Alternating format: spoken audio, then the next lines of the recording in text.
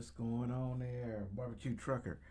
You know, I've tried my lives before, and I was having an internet issue, so I am gonna try it again today. After my Comcast guy came by and supposedly rectified the issue, and it appears they may have gotten it right. Bobby Taylor, hello to you. Thank you for coming aboard here. I need to add my number on here in case you guys want to call in. Let me see if I can find that. Add that to the deal here. I hope everybody's Saturday is going very well.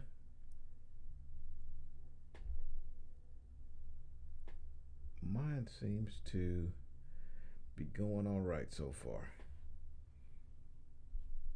And we're going to do we might stay on here for about 45 minutes or so today. Then I'm going to let you guys enjoy your weekend so I can enjoy mine as well. Got a few things I need to get done. Oh, Bobby, you drive for Swift as well. You know, I no longer drive for Swift, and I don't regret any time I spent with them. That's a fantastic place to work, especially if you're getting started. Um, it's a good place, man. I made a lot of money, and I don't regret it, and I'm sure you will not either. Uh, Keep burning some fuel, keep that door closed. Yeah, let me know if you guys are. My feed looks good.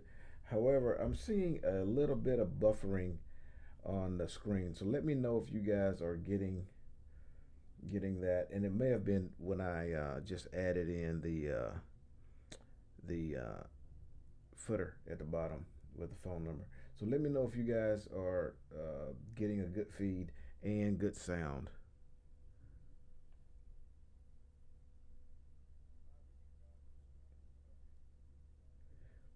So is there no sound coming out, guys? Can you guys not hear me?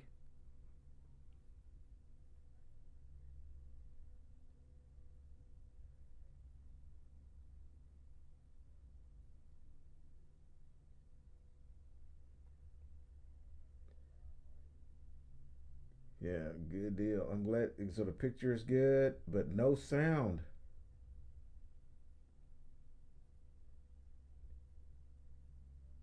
Shad says no sound. Does anybody else have a problem with the sound? That you can't hear me?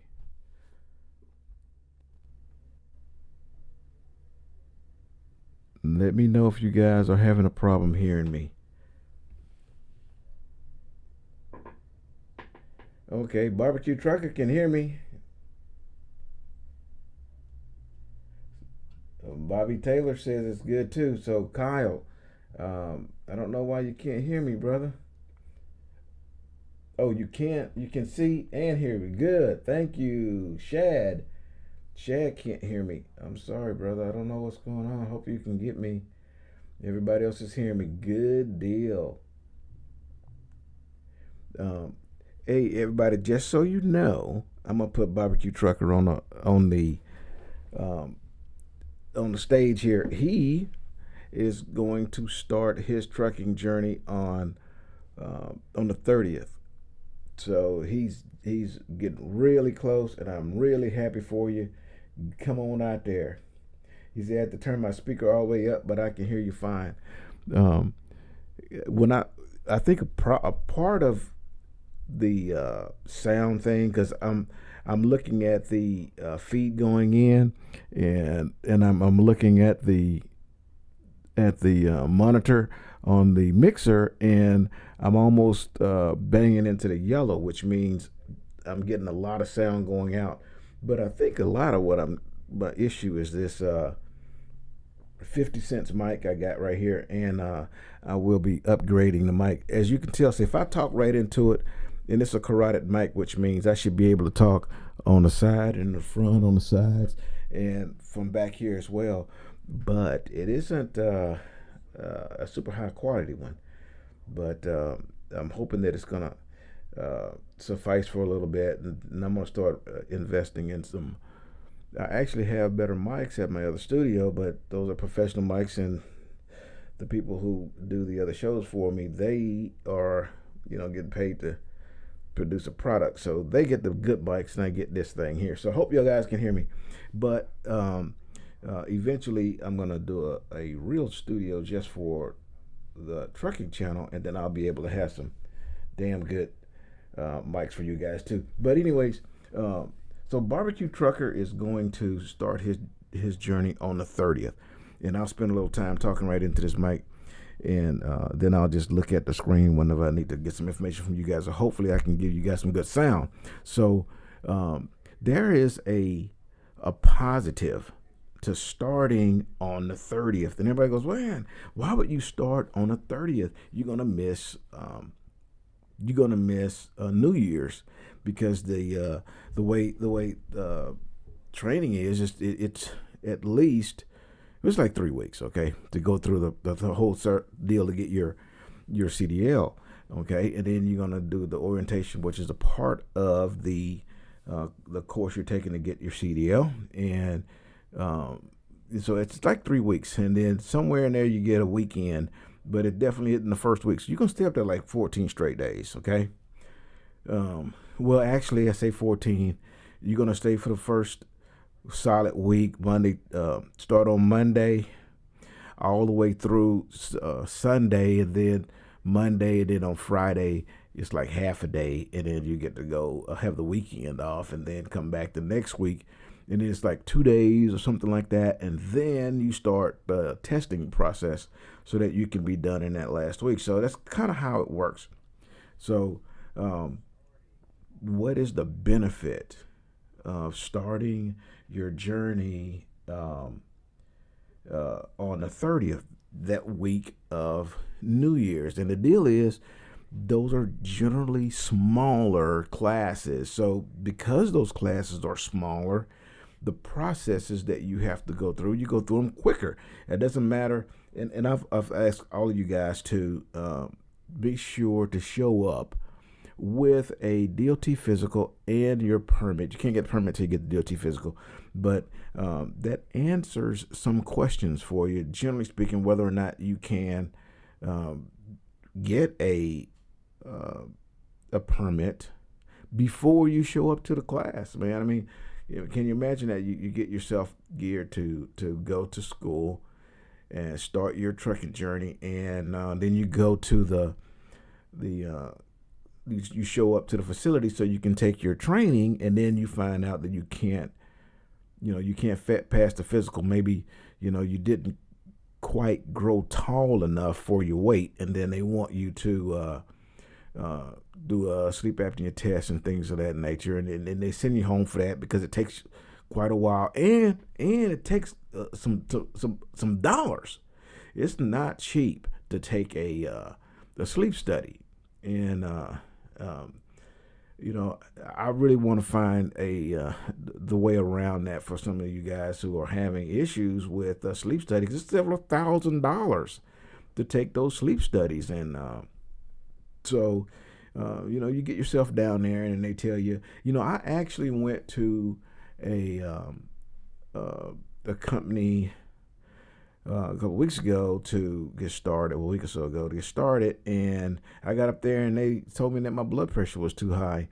It's not too high for DOT purposes, but it is too high for their standards, and they can have a tougher standard than DOT. DOT says, FMLA says that you can't, your blood pressure has to be a certain amount, okay, before you can get a CDL.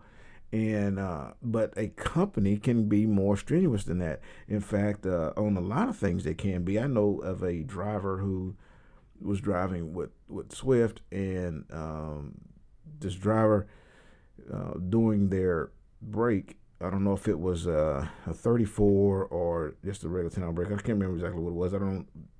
I didn't delve into it too deep because I believe that's kind of like their personal thing. But they had a drink, and they waited the amount of time DOT says you can wait before you get back in the truck. But Swift's is a few hours longer than that, and they didn't wait the Swift amount of time, and then they got terminated. And so a company can change certain parameters. They just can't fall below the standards of the DOT, right? So, if you at least know that you are physically capable of getting that passing that DOT physical, because you go get it first. Once you got that DOT physical, at that point you can then go to the DMV and take the tests you need to take for your permits. And then once you get the permits, then you can go to the school. Okay, so those type of things you want to show up to school for. But if you show up to school on the 30th during that week where it's not going to be a whole lot of people there, and you already have your permit and everything, you still going to go through the physical. You can go through the blood test. I mean, not blood, hair follicle and urine for the drug test, and they'll still do the physical for you. But at least you know that you're going to be able to pass it. Okay, and so when you show up that week, you already a step ahead of even there may be 10 people in that class, maybe not quite that many, and half those are going to show up without that. So you've already jumped even further ahead than the 10 that's there. So you may even get screwed up a whole week. You get to move up a lot faster than everybody else because you came on a week where it's not a popular week to show up, and you already come with your stuff. And Barbecue Trucker he already has all this stuff. He did that already, so he's a step ahead of everybody. So when he shows up, he's going to have a cakewalk that first week. He may end up shortening his period of time. He may be on the range within before the end of the week because of that. And even myself, I'm starting with my new gig on the 30th, and again, I chose that week for the same reasons. So I don't want you guys to think that I don't want you to think that that's a bad week to go. I'm buffering again for some reason. It's not very long. I don't know if I'm getting a lot of buffering about just me or if you guys are getting it as well, but I'm getting a little bit of buffering. And I got a strong signal, so the signal hadn't interrupted, but I'm getting a little bit of buffering. So let me know if you guys are getting that. These are just issues that I'm trying to rectify. So let me know if you guys are getting it as well.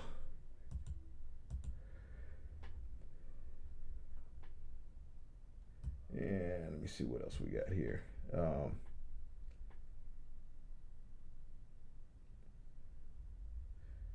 We're going to be barbecue at Woody Shack in Colorado in about 10 minutes. I hope, I hadn't eaten a lot of barbecue. Now, I'm in Colorado quite a bit, and I was doing Costco. I spent a lot of time in Denver, Colorado, but I don't really eat a whole lot of barbecue outside of Texas, and I have. But everybody could tend to make their barbecue, prepare their barbecue a little different, and I'm kind of sold on Texas smoked barbecue. I likes it. Let me see what else we got here.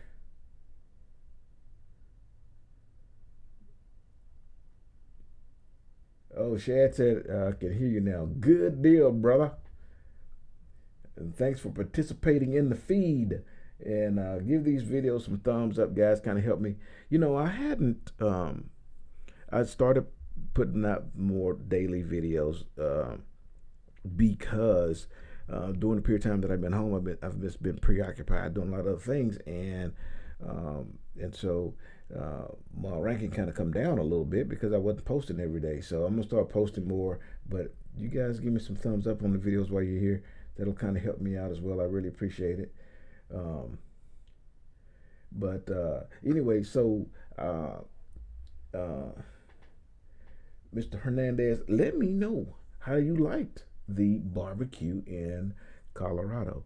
And right now it's kind of cool up there, and barbecue is generally that spring summerish type of uh, food that you kind of it's a comfort food, and you do that a lot of time in the summertime stuff. About to go outside and cook outside kind of thing, and if you're not a pit master, meaning you don't have a controlled environment to keep your pit, um, if you're smoking your barbecue, smoking your meat, it's sometimes difficult to keep the temperature of uh, the box where the meat is the right temperature.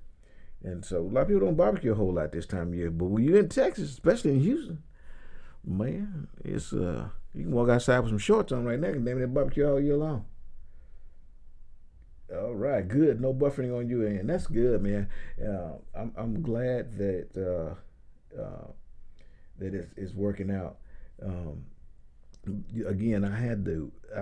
Some of you guys know I tried a couple days ago, or even yesterday too, to do a live, but not yesterday, day before, and I kept dropping. I couldn't get it up, man. I had a lot of problems with my feed, and it was because my house is rather large, and I'm using one of my spare bedrooms that I got this thing set up in, right? And the hub, the internet modem, is a little distance away, so I had to get some other deal to help the internet feed upstairs and quite a distance away from the feed. So that was from the modem. So that was the problem, and it seems that I have a really good signal right now. So I'm glad it's working out now, because I like doing lives because I get to interact with you guys right away.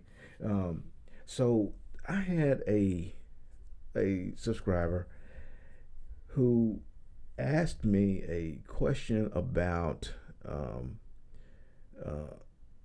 wanting to get their journey started, and they were in the midst of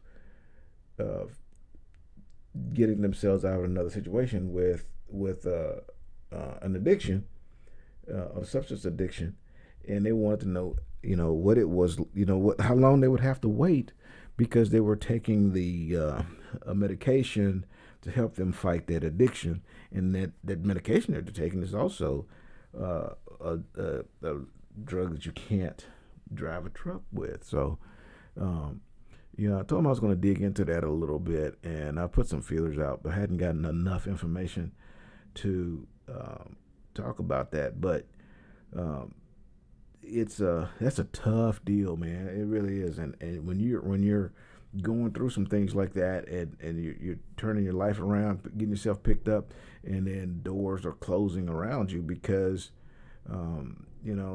there's other obstacles that you have to go through. That I mean, sometimes um, addictions are things that you're going to fight them. You're going to fight them forever, and you over time hopefully build up some muscle against that. But in that period of time, you know, uh, some doors open for you, some doors close for you. But that don't mean not to give. It's time to give up, because it's not. And this is a really good industry, and it is a forgiving industry, and so.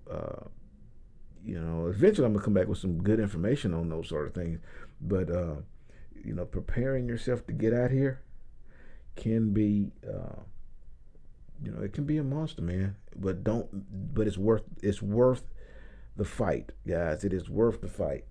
Um, Barbecue truck. I heard that you're going to through the class on the. I heard that I'm going to have to sit through the class on the first week, even though I already have my permit. I've heard that too, barbecue trucker. I've heard that as well. Um, and it may be you may have to do that. Hopefully they won't, because you might be able to get around some things because it's a short week. But at least you don't have to be concerned that you will not pass that DOT because you've already got yours. You don't have to worry about going home because you didn't pass it. That's a lot of stress that week to learn all that stuff. Okay, so you're still ahead of the game, even if you had to do that. I have a brisket and a pork butt in the smoker as we speak. I need to find get on the plane. You're up north, right, barbecue trucker? You're near, you closer. You're north or east of Dallas, right? You're still about 4 hours away from me. But if I can start smelling that meat, I might have to come on down there and check it out. Sad, I did a lot of research at Swift. One of the best places to train and get started, and it is. I would avoid. Oh my God, Pam and C.R. England. Dude, let me tell y'all something. There was and this was very, very recent, that there were people going through companies to get their CDL, and then once they got their CDL, and then they went through the training. Okay, because what happens is you'll go through the school, get your CDL. Then they're gonna put you on a mentor's truck and start driving. Then after you get off that mentor's truck, they're gonna dispatch you on in your own truck. Okay, and there's some companies who, throughout that process, said, okay, we're not hiring. And you would have already either gone through their $6,000, $7,000 class to get that CDL. Now you owe them money and they can't offer you a job. This hadn't been very long ago, okay? And I can tell you, if you go through the same company that I did, Swift Transportation, get your stuff. It's pretty smooth, and once you get out of orientation, you're hired. And they ain't gonna tell you later on down the road that they don't have a truck for you, so you're fired, or they can't hire you, man. That ain't happening. So I would be really cautious. And also, let me tell you something else too. And it depends on your end game. But if you go through them, you are hired and you will start driving once you get off your mentor's truck. And you only get to be up there for 200 hours. So within a month or so to speak, you're going to be burning some fuel on your own solo. And, that's pretty good. And most of these companies are a lot longer than that, man. You may be, a few months before you go solo. And you've been on a truck with other people. You're on a truck with probably a couple of different people. You're a mentor, and then you go teaming with some folks and all that kind of, man. It's a long drawn out process. It's not that way at Swift Transportation, which is the reason why I went with them, and I don't have any regrets. Again, I'm not with them anymore, and I didn't leave them as happy as I would like to, because I was kind of twisted when I left, and not at Swift, but at the people who were quote unquote investigating, who talked to me like trash. And then I found out later on that I wasn't the only one. They talked to other people that way too, and it was just horrible, man. But the actual people that you're going to be dealing with, and the company itself, you're not going to have any problems. You should be good, okay? But my first choice was Prime, and I was going to go with Prime because they are really good with their lease program and their walkaway lease. So if your goal is to someday buy a truck, own a truck, and you want to get started with them, then that's not a bad place to go. Prime is really well, and I can't tell you the firsthand information about it because I don't, I've not worked for Prime, but no hippie trucking and transport wannabe. I think he's already taken that off. He's probably taken it off because he went solo earlier this week. He got a Peterbilt and he went solo, so he may have that off of there. But No Hippie Trucking, just put on there. Look, put in the search engine on YouTube, No Hippie, and check out his channel. And you can start from beginning, his first video, and kind of watch his journey to go solo. And then now he just went solo, so now you can kind of watch how his solo deal. And he did sign the lease with that Peterbilt, this walkway lease and all that good jazz. So Prime is another place you can also give a shot, give a try as well.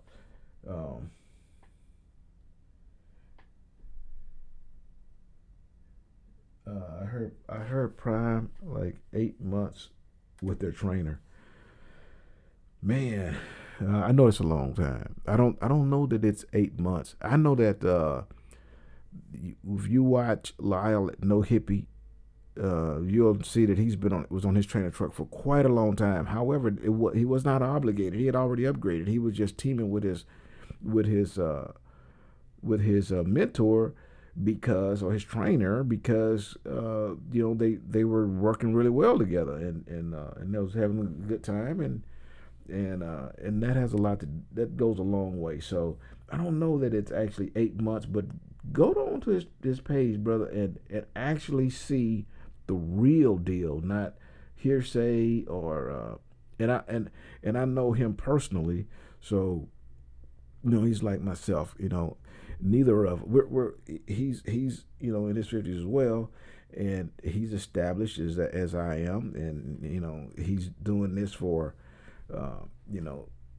for just like sustainability, not for to actually make a living. He's like I am, has already built a amount of wealth where he doesn't have to work anymore. So trucking isn't that big of a necessity for him as well. So the things that he tells you is genuine, and you're actually watching it. So find out from him, and you can also message him. He's like me. If you message me, I'm going to message you back, and he will as well. And you can ask him those solid questions. But I don't believe they're bad company, brother. For he's happy. Oh my goodness! I thought I had turned that thing off.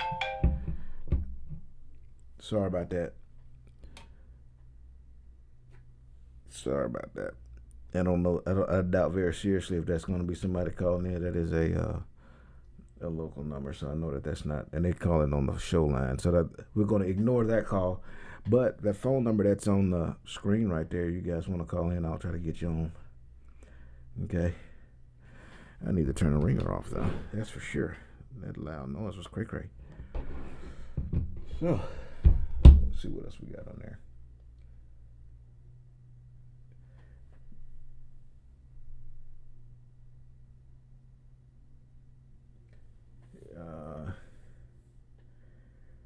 Kyle says he wants to do heavy haul and or tanker.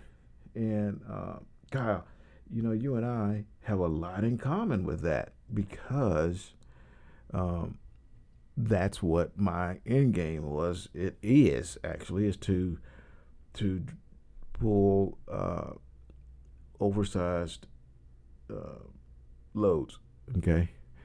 Now, what I've learned with heavy is my son does that. Okay, so that's the reason I got into trucking, because my son wanted me to help him establish a trucking company with heavy. Well, he owns a few trucks with him, and I didn't know the industry, and I wasn't fixing to write him a check to go buy, a bunch of trucks to pull heavy, and I didn't know how to help him manage it because Daddy didn't want to throw his money away. So that's the reason why I got into it, because I wanted to see learn something about the industry, and then I learned really quick that I will not be helping him build a heavy haul right out the bat.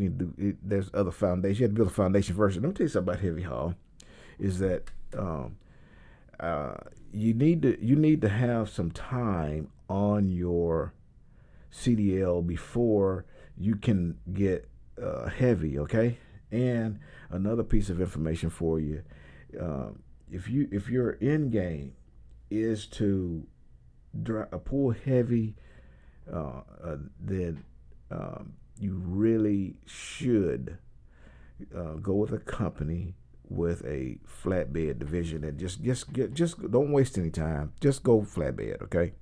Just do it right off.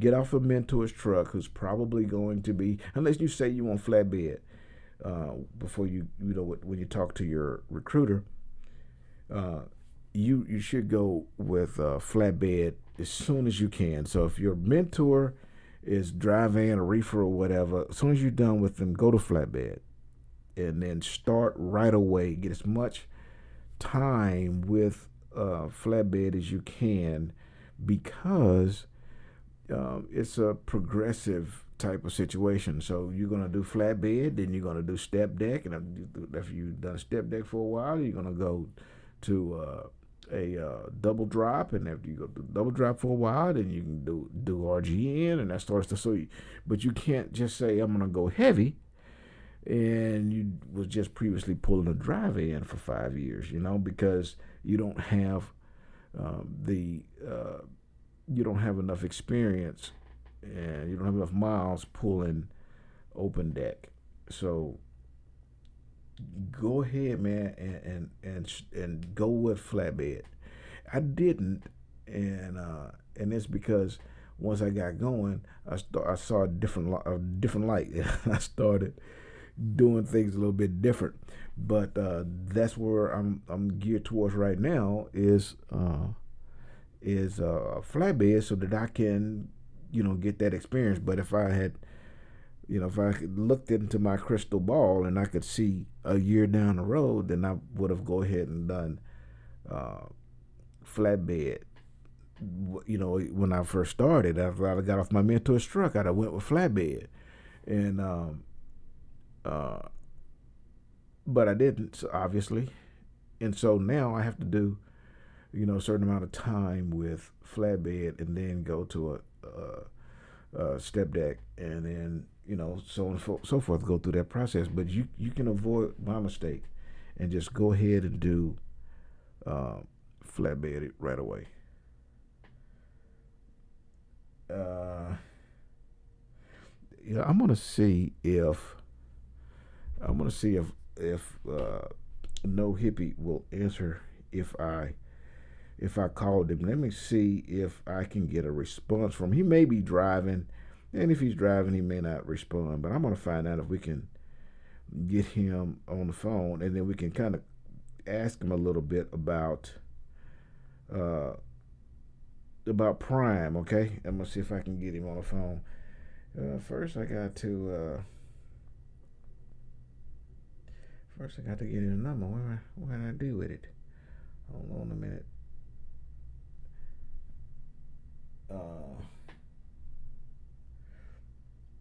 My profession is heavy equipment operator lately.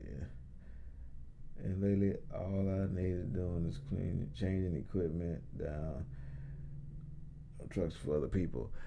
Hey, man, you'd be surprised what drivers make for heavy haul. Man, they get major paid. Hear me?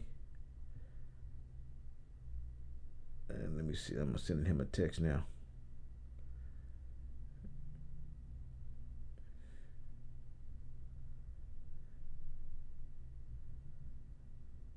I just sent Lila a text. We're gonna see if he can talk to us, and I'll get him on there. Hey there, 132, and how are you? I hope you're doing fantastic. I hope you're driving down the road, burning some fuel, and doing really good. Oh, so barbecue is you 17 miles from Temple. So it's only 3 hours. I can I could probably be at your house before that brisket come off.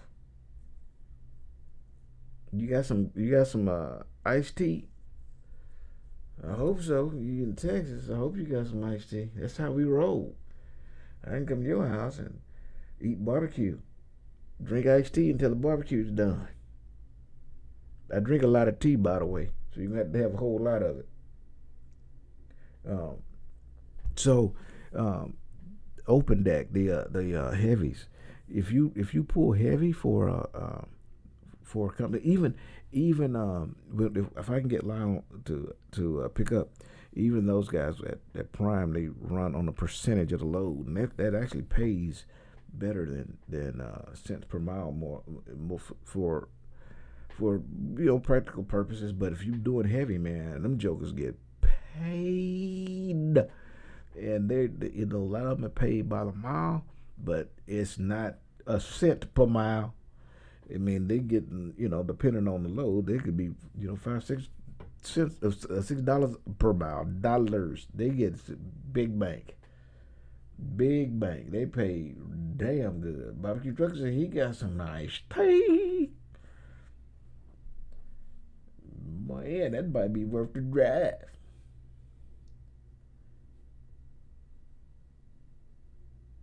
Oh, so Bree said she's doing is that Bree? Is that you? Being 132. I don't know if that's Bree or not. But anyways, oh, you in the Columbus, Ohio hub? I hadn't.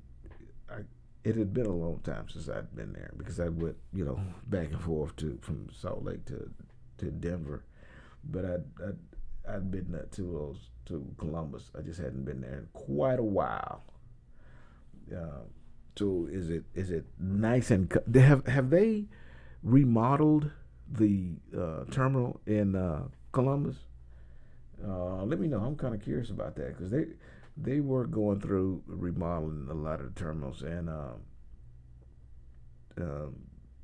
some of them are almost complete. The Denver one is near completed. Just kind of curious. Let me see what else we got here. And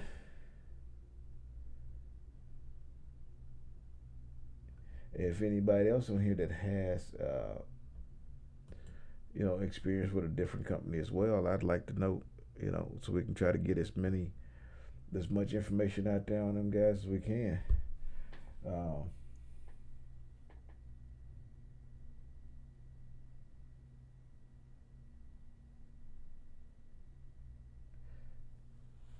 Scabbages. Scabbages is the head of the cabbage with core removed. I've never.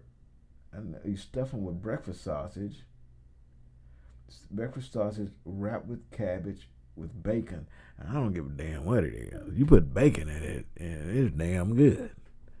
Bacon has that tendency to add just loveliness to whatever it touches. That's pretty doggone good. It was remodeled in 2020.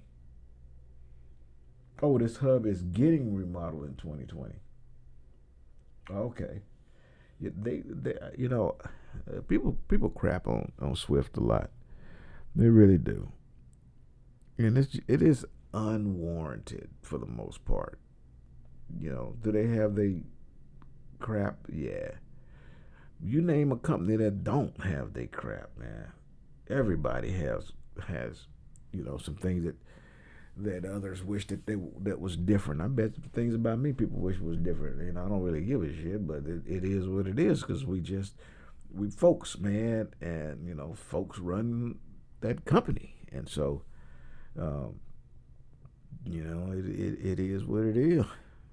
But I will tell you this: it appears that they are at least trying to do some things to make it nicer for the drivers. You know, the end game is make the terminals nice, and so drivers will be more tempted to go to the terminals to park rather than being out on the road and park. And if they park and your facilities is nice enough, the drivers will come inside and they go inside, they not burning fuel. See, if they're not burning fuel, the company saves money in the long run. So it kind of makes sense. But my issue, and I'm not ashamed to say it. Now I hope nobody takes a offense to it. But my whole problem, man, is I don't go in the truck stops. Number one, I won't go in there and spend nobody's money. That's number one. But man, dude, you can't go in there and say hello to anybody, and that's the problem that I have. I'd like to interact with people, but I'm from the South. I like to be polite, say hi to people. But you have to go into a truck stop stoic, man. I mean, like this. You can't go in there and say hi to anybody, because you say hi and it takes 50 minutes. I mean, folks, man, I mean, I've been into Fuel Island and I've said hi or hello to someone, tip my hand wave to somebody at a Fuel Island. This actually happened. There was a guy pumping fuel right next to me, and I went from the driver's side. When you're fueling, of course you're on the driver's side. You finish putting all your information into the pump, and the pump starts going. So you put your nozzle in the driver's side fuel tank. Then you walk around to the passenger side, put it in there, get it pumping, and you start washing your windows or whatever, right? So I went to the passenger side, and I put my nozzle in there, and I was getting ready to go to the front of the fuel island to get the squeegee to wash the windshields, right? And there's a guy next to me, and I said, "Hello, how you doing?" Well, I tell you, it was probably 40 degrees, and I mean, the dude just starts talking to me like he is finished. He's just picked up a conversation that he was having previously with somebody else. I don't know what the hell this dude talking about, but he just started talking, and I had no idea what he's saying. And the dude just started right in the middle. He could have just said bad and start going, and end up, telling me about his, the birth of his children or some shit. I don't know. All I did was say, hey. And this dude talked to me while I pumped about 150 gallons of fuel. And I probably said 3 words to him the whole time he was talking. And I'm very certain that soon as I left, because I didn't say anything to the dude, I just finished pumping, put the fuel tank, the nozzles back up, and he's following me from the passenger side to the driver's side. He's following me because when you're pumping fuel, of course you started on the driver's tank, right? And then you walked around to the passenger tank and got it going. So more likely than not, the driver's side will finish first, and then you have to go in and click, top it off if you want to, and then you go around to the passenger side to finish. So I'm walking back and forth, and this dude's following me, all because I said, hey, or hello, whatever the shit, tip man, whatever it did, to acknowledge him as another human being, and I'm going to talk to my ass forever. So no, I don't like going to truck stops because I don't like holding long-ass lying conversations with people, and that's what it is. And the same thing at the terminal.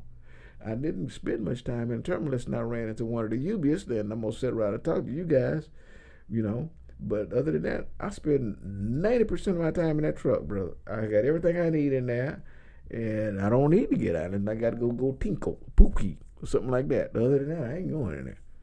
But the goal to make those terminals nice like that is so that we would spend some time there, and it would actually save the company some money. So, I want to find out from barbecue truck. Not barbecue truck, Lyle. I'm gonna call him. He hadn't answered, but he may be just driving and cannot answer. I don't know. He may answer. We gonna see. And then I'll question him about good old Prime. Come on up there, fellow. Let me make sure that I got the volume and everything going on over there. And See if I can get him pulled up.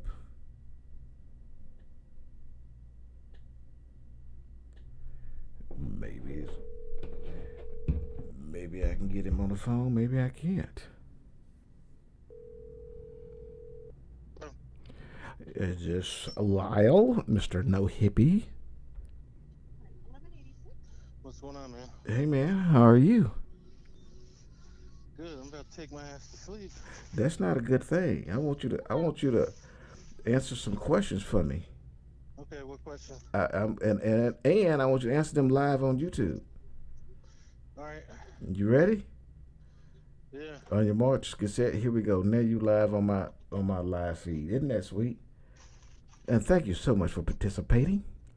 So let me ask you about the basic part of the training at Prime, because I know you spent a lot more time on your trainer's trucks, but in a normal situation, what is the normal procedures as far as the training part, when you actually get on a trainer's truck? The phases. I know they got a couple of different phases and stuff like that. Well, the training after you already have the license and everything is, I think they've knocked it up to 50,000 miles. But now I'm hearing that they're putting an overlay on it, where they're not only wanting 50,000 miles, but they're some winter experience in there as well. What? So if you started in I don't know, I guess March, you got to stay all the way through winter. You know, that seems to be a moving target. So I'm not sure if that's going to be the case. A couple of people say that. Now that could be because they have critical events or accidents or something like that. I'm not sure. Huh. But the as of what you know for sure right now, it's a 50,000 mile thing. Yeah. And what is it? What do they? How does the pay work for that 50,000 miles? Now you're gonna have to. I'm not up on exactly what's going on now. I believe it's $700 a week for 30,000 miles and $800 a week for the next 20,000. Okay, but I'm sure if somebody wanted to know that, then they would call the recruiter, and the recruiter can tell them for sure. Gonna iron those things out. So how is the Peterbilt treating you? This is about to be a little bit quieter once I get inside this building. That Peterbilt? Yeah. You can't tell the difference between driving 35 miles an hour. That bad boy is smooth. Doesn't bog down as much on hills. So hills, I know I would have been going like 30, 35. I was knocking them out with 39,000 pounds, going about 45. Really? The jet brake on it. So on the Freightliner, you have to keep turning it on and turning it on. Correct. Jake brake, once you hit a hill, just throw it in Jake 2, turn off your cruise, throw on your Jakes to 2, throw your cruise back on. That shit'll go up and down mountains all day long. Like, you don't even have to touch it again if you don't want to. Wow. Of course I drove Freightliner. I had to put the transmission in manual, and this was, for a steep grade, kind of heavy, but I would have to turn put it in manual mode, and then drop it down to 10th gear, and then jake it, and then it just roll on down the hill at a controlled pace. Was not a lot, but you did have to go through a few extra steps, to get it to do that. But no, I'm saying when you go back up a hill, you don't have to turn it off. And that was with Freightliner. Yeah, you if you don't turn it off when you start you take your foot off the accelerator, it's going to kick back on again. So what you're saying is you don't even have to mess with any of that when you with the Peterbilt. It's like automatic. Just let it go until you need to push on the brake or whatever, but there's no reason to turn it off. Wow, that's pretty cool. But those trucks are pretty nice inside too. You know, you have about 40% less storage up front though, Uh huh. because you don't have those. You have the two things, the two cabinets above the driver. Yeah. You only have like three little slots there, and then how you have that big old trough that goes around the top of that kind of goes around the whole front Oh windshield. yeah. Yeah. It doesn't have that. And then the side cabinets above the passenger and driver door is a lot smaller. So it's a lot less storage than a Freightliner. What about under the bunk? Under bunk storage. Well, the first thing that you will notice when you open up the bunk is that big old stereo, so you could be bumping like it's 1990 again. Hey, I That's do. I got to put some elbows and vogues on that. You can be pimping down the road. Your Peterbilt. No, I'm telling you, it already comes with I don't know if it's a 15-inch speaker, 16. I don't know. It has it sounds like a car stereo. It doesn't sound like no truck stereo. Wow. Sounds like somebody happy with it. It lacked a little luster there at the beginning, but seems like it's turning out to be all right. Well, even when I first started on this run, the first leg of this run, it didn't seem like it seemed like it was always searching for a gear. Yeah. And I don't know if when they updated it, you know cars better than I do, or trucks, whatever, but Yeah. I don't know if it needed me to like drive it a certain way for a while to get used to like the patterns or whatever. Mm-hmm. Because it's driving perfect now. Yeah. Yeah. That is uh, I know that automated transmissions. Because when you took your truck into the shop, they had to do some. You had a bunch of lights on. And they had to go into the computer, and they probably erased the memory on it, and then just like your car, the transmissions do learn you and learn how you drive, and they'll start to make adjustments for the thing. That's probably what you were going through when it first got started, and they kind of shift a little rough when that first happens too, but then it all kind of smooths out fairly quickly. So I'm pretty sure that's what you went through, but sounds like it's doing it right now. Yeah, there's certain things I miss about that Freightliner. I've had to back more times on this run than I care to even think about. But last night, or when I was done dropping this in the morning, I hit this truck stop, and it's really narrow parking, Yeah. so not a lot of room to swing your front end around. So I was trying to hit a spot I know I could have hit in that Freightliner, and I just ended up having to pull away from that one. If nothing Wow. else, if nothing else, but to reset up a little bit closer. But I ended up just finding another space with some more room. Wow. I mean, it's uh, obviously it's a pretty big difference. What is it? Like a foot longer or something like It's that? 3 feet. And Where is that? when I tell you it eats up potholes, it eats up potholes. You don't get that whole shaking in the truck and all that racket and everything. Right. It's the cab, the between the back of the cab and the tires is some of it, Okay. and then I think the front end is a little bit longer too. Okay. It has a Cummins. I don't even I don't know what we put in these. I think they order them all the same. It might have a Detroit in it or something. Oh, okay. Because even on the T680s, the Kenworth T680s, some of the hoods are shorter. The noses are shorter than the others, and it's because some of them have the bigger engines in them, so they have more hood room up there, and that maybe that is the same way with the Peterbilts. They may not have a shorter nose on. They may just all be big enough to hold whatever engine you put in them, and that might be where a little bit of that room is too. But um, that turning radius, man, is a big thing. Yeah, I miss that. You know, I don't know if you ever had an opportunity to drive a Volvo. No. Those some guns, well, they're damn near they're damn near make a U-turn middle of the road. Them jokers turn, brother. That part I miss, but all them electrical problems I don't miss. That's for sure. Yeah, I think Prime was actually I saw a bunch of Prime Volvos, but I think they ordered some and then they did a test run on them, and then every time something needed to get fixed, it was taking too long. So Uh huh. I think they told them once they straighten that out, then they might order more. But I haven't. I don't know if they're still ordering those.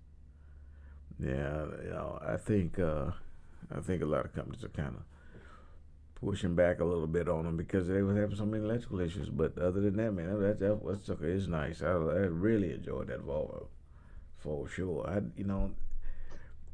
far as like power is concerned, they're about the same as a Freightliner. You get some weight and you going up a hill and you could be 25 miles an hour, depending on how steep the hill is and how much weight you got back there. And that part I don't like I at don't know. all. It seems like I'm always getting passed by them no matter what I'm driving uphill. Right, right. You know, but hopefully you get. It feels good when you get.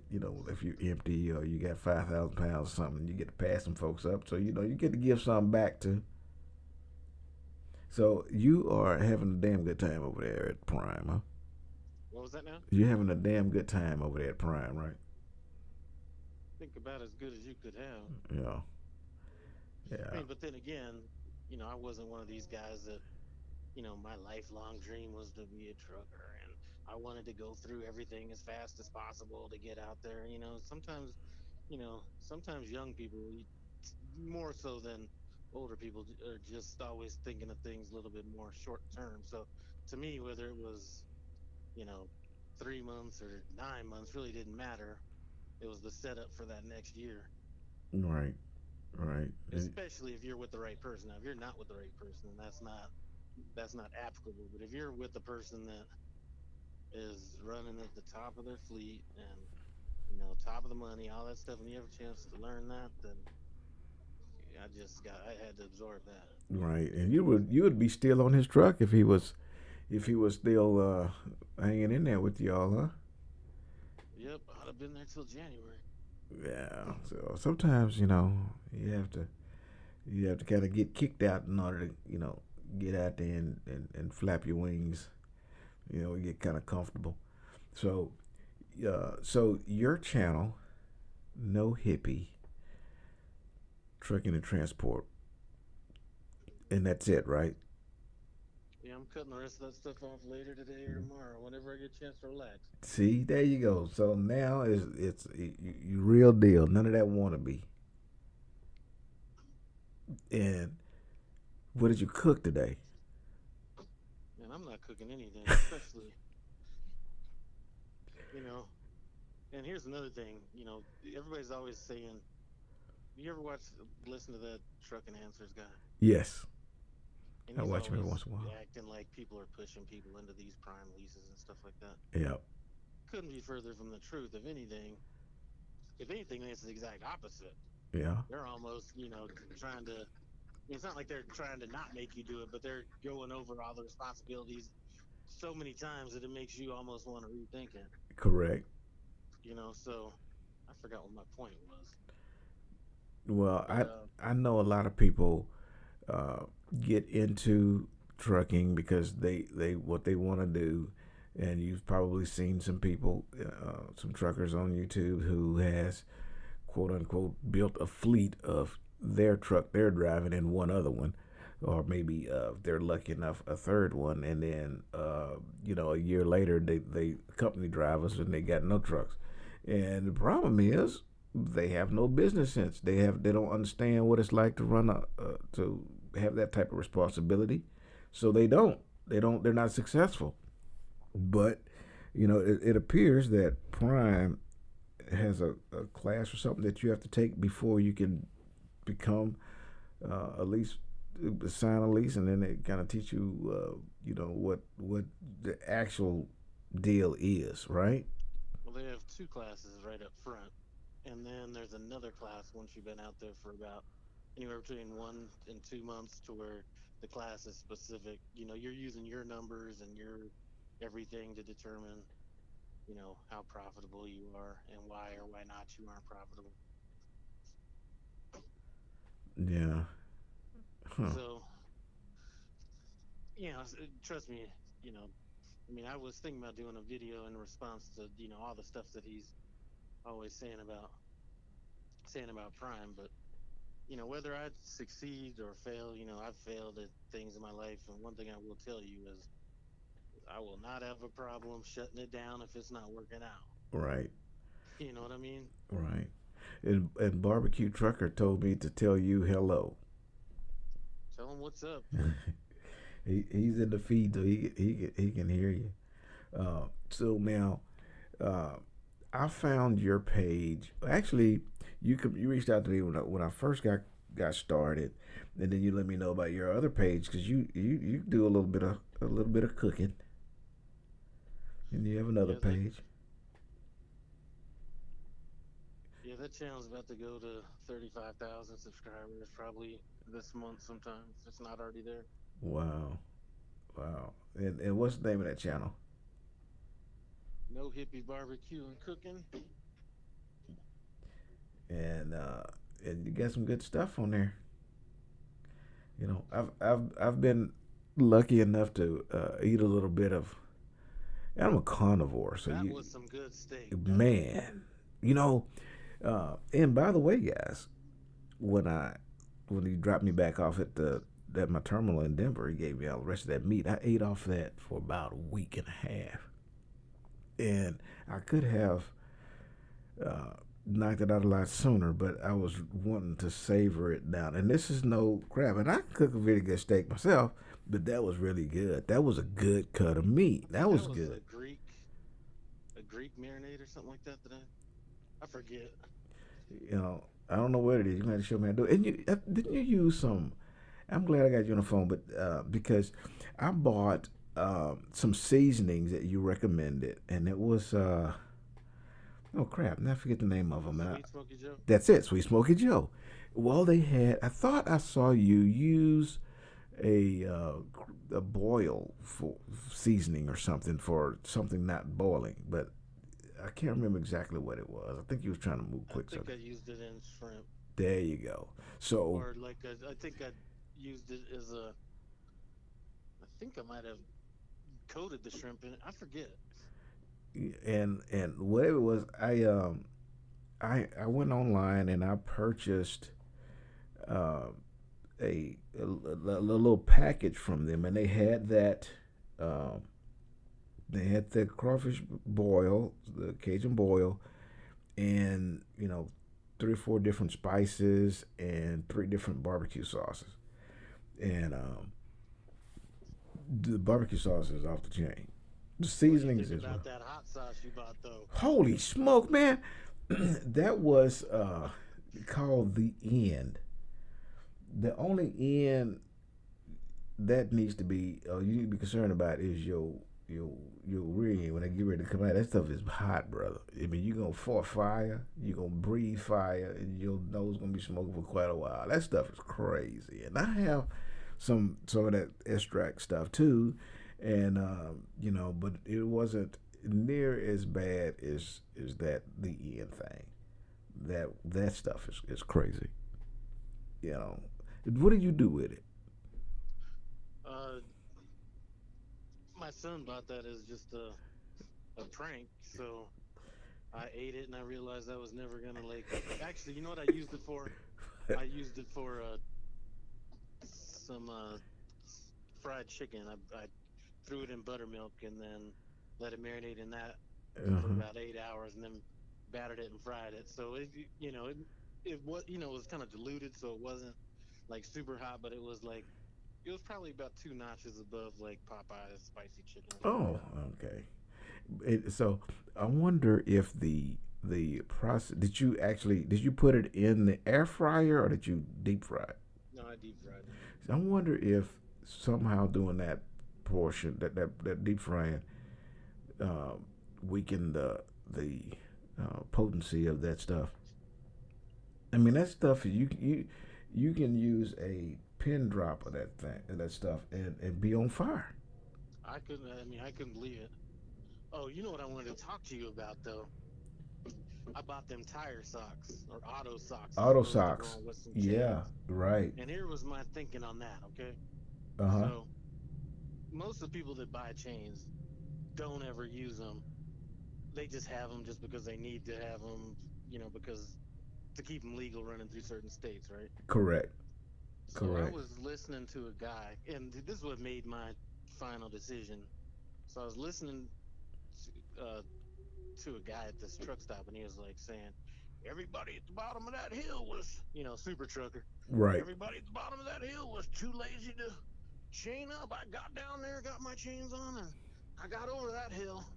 And once I got over that hill, I took the chains off and kept going.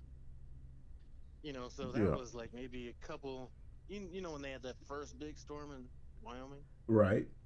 So my thinking was because I know drivers that sat that day and they actually ended up sitting a day and a half. Right. So if I know all I gotta do is make it over this hill, I'll take the time. It only takes like 5 minutes to get them on. Right. I'll throw those things on. You know, take it over the hill, pull them off real quick, and then keep running. Even if it just saves me that one day, Right. it's paid for the difference between the chains and the socks. Plus, I don't gotta get worried about getting ran over on the side of the road. Correct. Correct.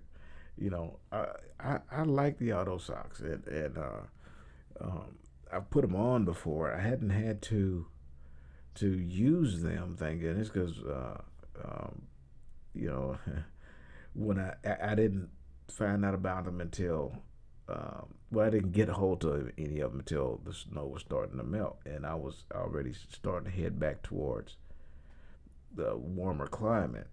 But you know, I hope that you don't have to end up in a situation where you got to throw on some freaking chains. But if you do, you know, I don't know if going over that hill, putting chains on to get over that hill and then taking them back off, if you got to put them back on, 50 miles down the road, I don't know.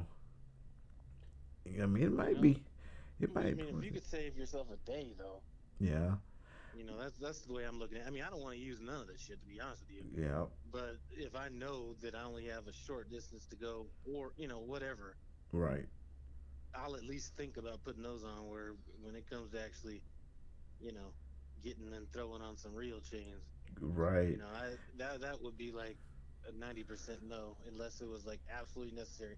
And part of it is, you know, like you called yourself 50 plus. It's hard to be bending over and doing it all that stuff. is, it is.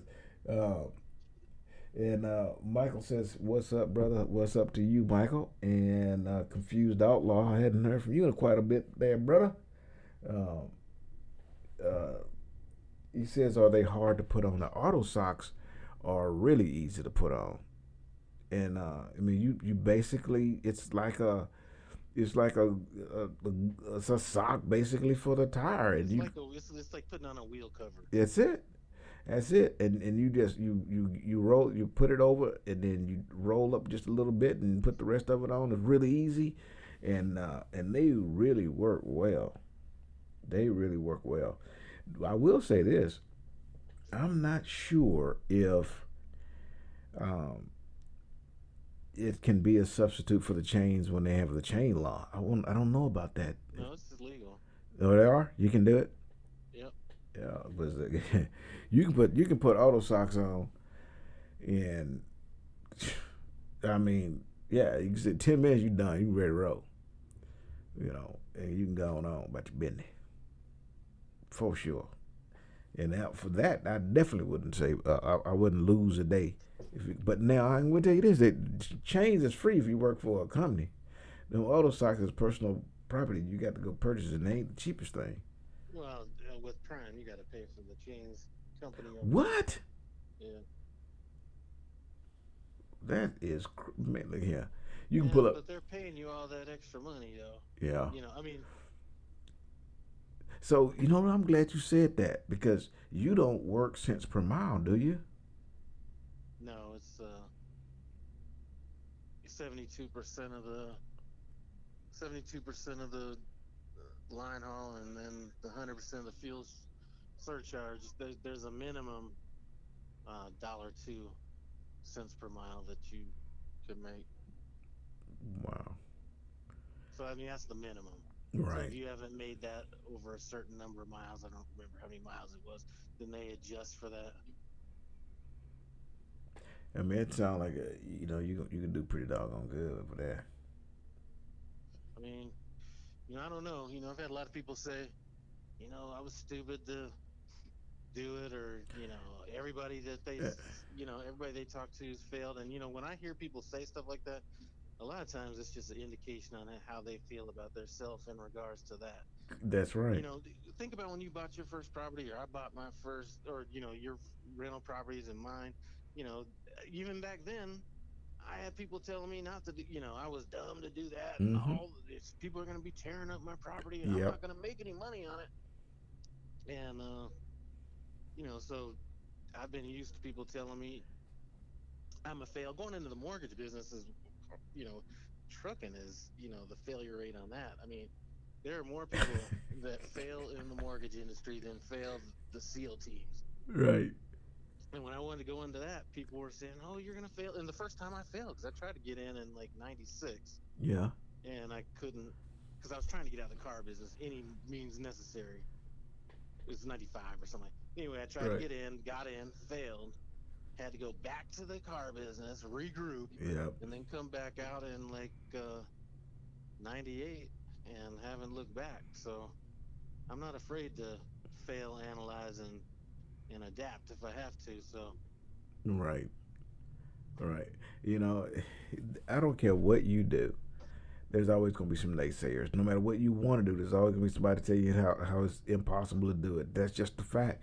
But those people, like you say, they don't understand. They can't understand because they don't have the type of successful demeanor and entrepreneur spirit that successful people have. And we know as entrepreneurs, especially if we're an entrepreneur who has a mentor that is teaching us how to build a business, that we know failure is a very real part of it, but success comes from picking yourself up and analyzing where you failed and learning how to correct that, and then going after it again and then again and then again. And I failed several times, but eventually you get through it. And once you get through it, the reward is well worth what you went through to get there. Which is the reason why there's not very many wealthy people in the world in comparison to those who are not. Because most people aren't willing to go through that rash, man. I mean, it can be pretty rough to have to go through all that the hell we have to go through.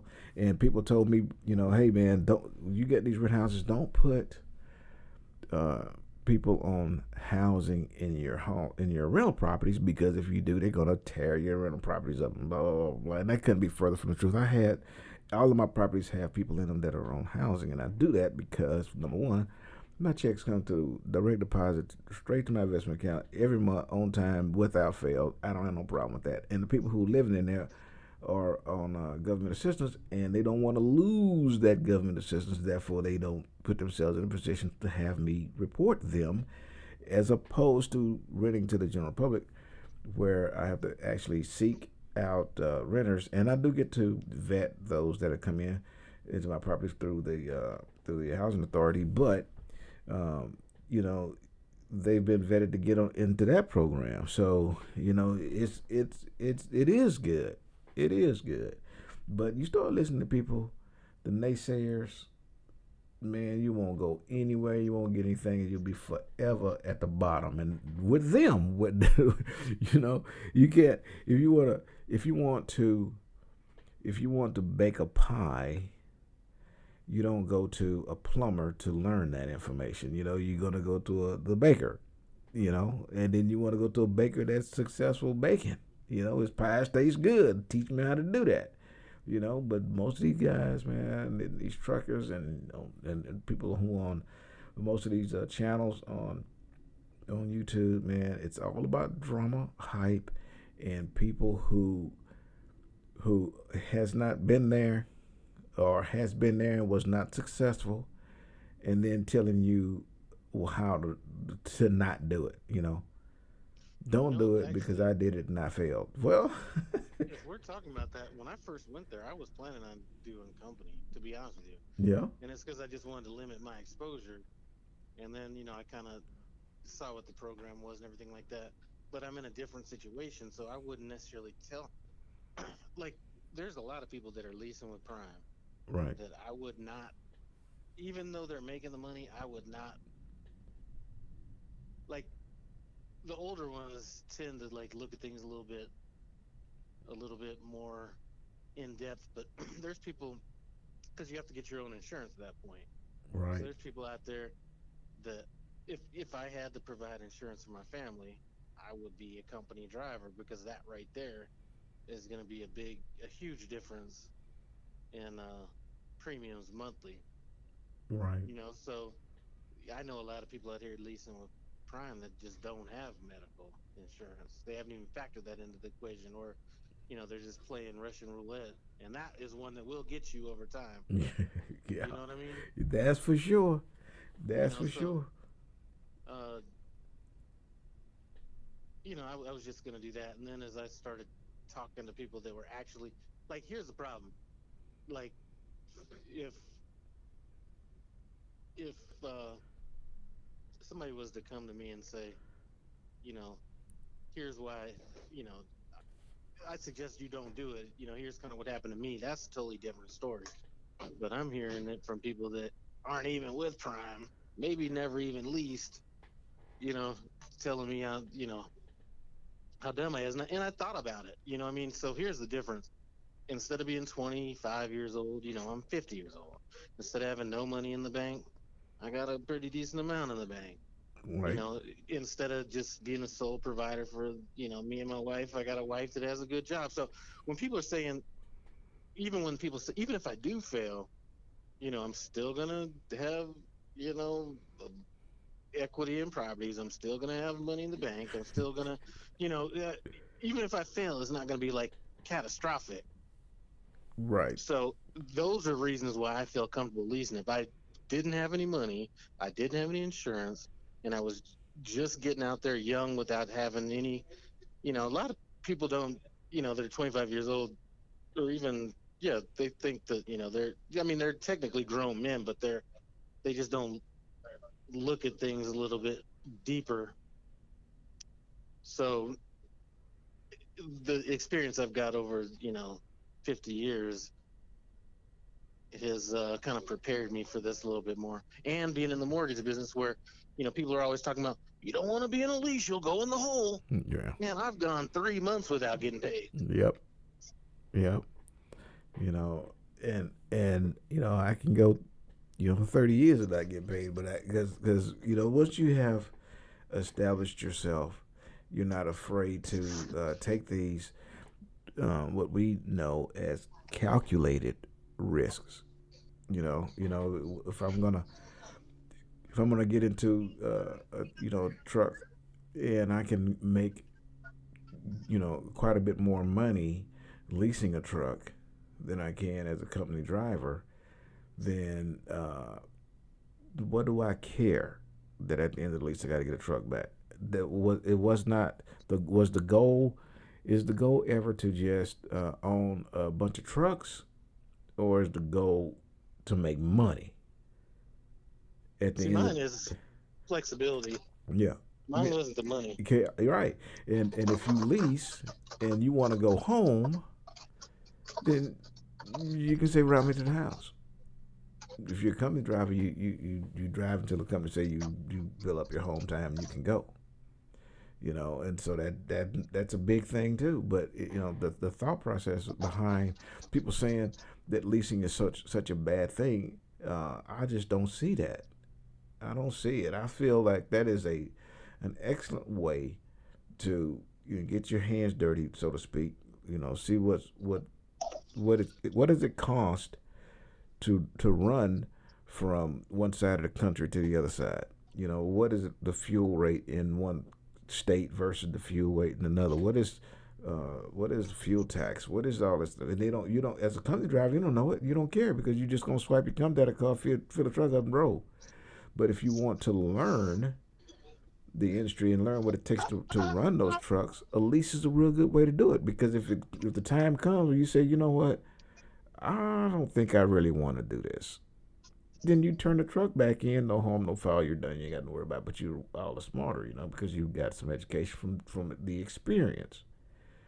Or you can listen to people who say don't do it, then you don't do it, and you'll never have it. And you'll never know. Problem. But that is the norm. That is the norm. And the guy from the channel that you were speaking of earlier, you know, I believe he has, just like a lot of people, I believe he has good intentions, and I believe a lot of things that he say is pretty doggone good. But at the end of the day, there is a stigma in mature truckers with the lease programs. There's a stigma there, and you can follow that craziness if you want to, but I can tell everybody out there, you better not do it. It's about to get noisy. That's okay. I've been keeping for a while. By the way, everybody who just tuned in, I'm talking to Lyle, No Hippie Trucking Transport. He is a prime driver, and I interrupted him from getting ready to go to the bed, so he's probably ready to go to the bed. Yeah, I got 4 hours before I'm available again. Uh-oh. And trust me, it would be, most of the time you could sit at a Walmart for a good 4 or 5 hours. I got to Walmart, they had me unloaded in like 30 minutes. Well, that's not a bad thing. You should go somewhere and park and get quiet. Well, I was hoping to get a bunch of rest and detention up there. So I drove 500 miles in because finding parking around here is hard. So rather than, so I just drove 500 in, and then, you got the hour window. So my appointment was at 3. So I pulled in at 2:01. Right. Well, that sounds like a lot of fun, and look like you having a lot of you working hard right now. At least that wind is whooping you. But all of you guys out there, I'm gonna put a link to both his pages down at the bottom, and make sure you guys hit him up if you got some prime questions. Go into his latest video, and then go into the comment section, latest video, and ask some questions. You will get a response. Okay. Thank you, Mr. Yeah, Lyle. I usually have an email in my comment section, so a lot of times if it's a real question, then people email me, and then I'll give them a call back, because I can't be typing on 4 hours of shit. I'm with you on that. I do the exact same thing. Okay. All right, brother. Well, I'll let you go on and handle your business, and I'm going to interact with these folks a little bit, and then I'm going to run some errands. So I appreciate your time. All right, man. We're gonna do this again. I'll check you later. Okay, brother. All right, bye. Bye. And boom, there we go. So everybody, I saw the feed going, so I'm glad you guys were communicating, and I hope that some of the questions that we were talking about with Prime, Lyle was able to help you out a little bit there and answer a few questions.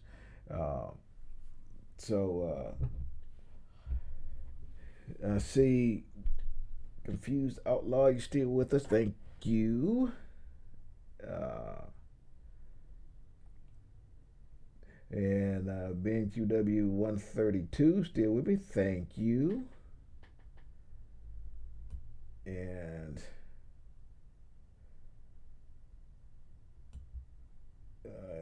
Michael, I hope you're still with me. Thank you.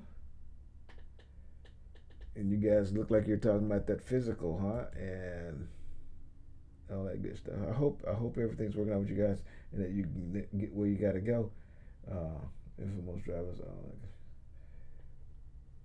very informative. And listen, guys, barbecue trucker, confused outlaw, y'all guys, especially the confused outlaw. You was on my channel long time, long time, and I do value the opinion of my subscribers that's been with me since just the infantry of this page, and I really want to know what you guys want to talk about, okay? And if it's some information that I don't have firsthand, feedback from you guys. Shoot me an email, text, and some of you actually have my phone number, and let's talk so that I can get the topics covered that you guys want me to cover, okay? And then once I get back rolling, I'll be, we'll have this same sort of back and forth, and I can get somebody on the phone to kind of help us. But feedback from you guys on topics that you want to discuss, hit me up, man. Hit me up so that we can talk about it, okay? And Red Star, yo, what's up, brother? Thank you for chiming in. So you guys hit me up, man. Hit me up, via email 50 plus plus trucker talk at gmail.com. 550. The numbers 50. You got to put the numbers in there, but spell out plus. So 50 plus 50 plus trucker talk at gmail.com. Hit me up and say, hey man, this is a good topic, and I'm curious about that. One of the topics that one of the subs asked me about, I hit on it a little bit earlier, but if you're going through a life-changing situation and you're trying to get yourself going on a different path, and so how long does it take for you to have that lifestyle behind you before you can get into trucking? Very, very good information. But what I need is to get a source where I can have that question answered with sincerity, because I don't want to give you false information. But that is a excellent topic, and so some of the resources that I once had, because I was with a different company, I was able to reach out to some folks and get some real fast information. So, and it was real, but now it's a little bit tougher, but I'm still gonna figure it out. This is what I do, So I really want to know what you guys want to discuss, and if times to do these live feeds, what times are better for you guys, what days are better for you, then I need to know all of that good stuff. So please hit me up, 50 plus 50 plus, spell it out. Don't spell out 50, 50, spell out plus, don't put the plus sign. So 50 plus trucker talk at gmail.com. Hit me up so that way I can, and I do respond. I care what goes on here, so I will respond, and I need some good topics to talk about.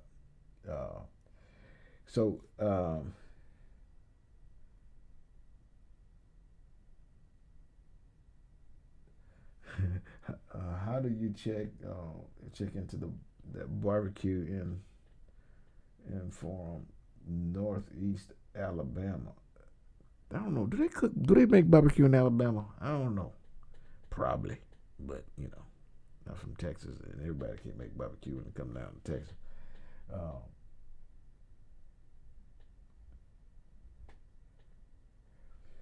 So, guys, I am going to let this go for about another 30 seconds. So, if any of you guys have some questions hit me up. And if you guys sound like y'all, you look like y'all.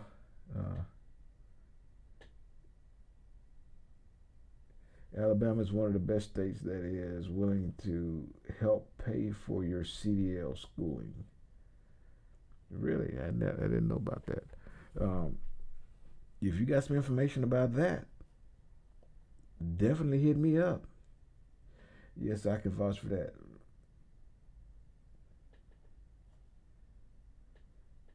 Okay, guys, listen. Um, I'm gonna I'm going to shut it down for the day. I really appreciate you guys, and